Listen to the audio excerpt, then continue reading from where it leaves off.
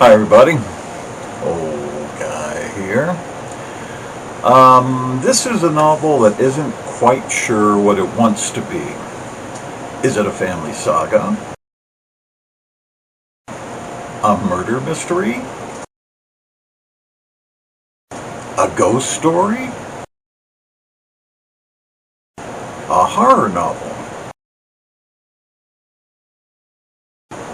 Well, yes it is. And that's what will throw you the most because it's not settled.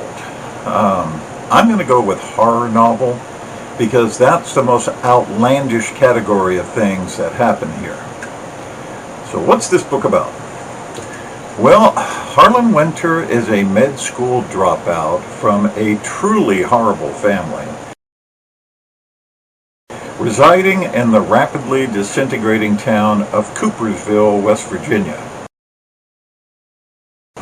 A place so ruined and desolate that the state and the county and pretty much everyone else doesn't even know it's there. Reminded me of that Outer Limits episode where the town is shanghaied by aliens. I think it's called Feasibility Study. Harlan comes back to this town for inexplicable reasons. Home is where the heart is, I guess, and Harlan's is pretty black. His felon dad and uncles used to make him beat a heavy bag until he collapsed, and then would beat him for collapsing.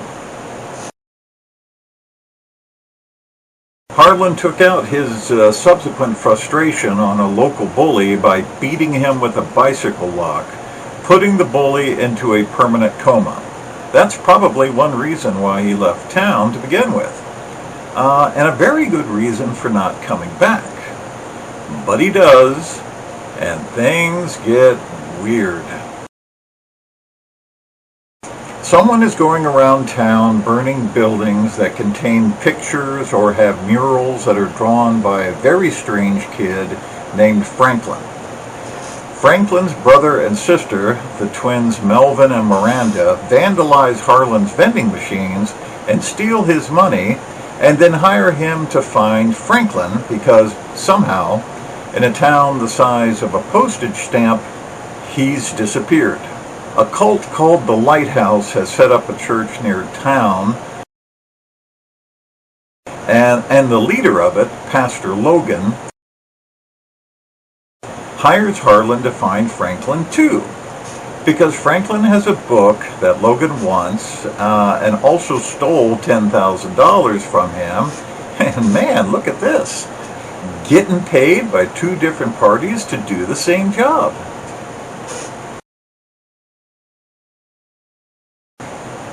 Harlan's execrable uncle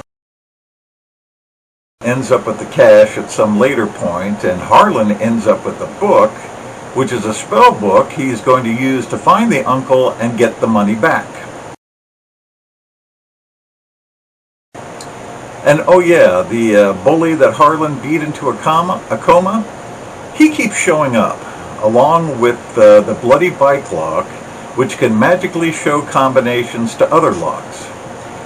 And there's coffins and basements where people are chained until they get a vision.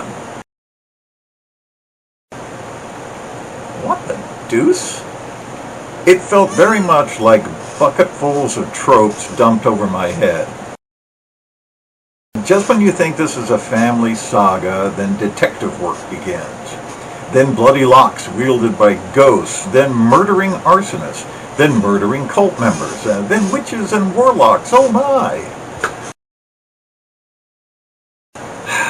Not that this isn't well written, I mean it is, but you need to decide early on what exactly you're reading.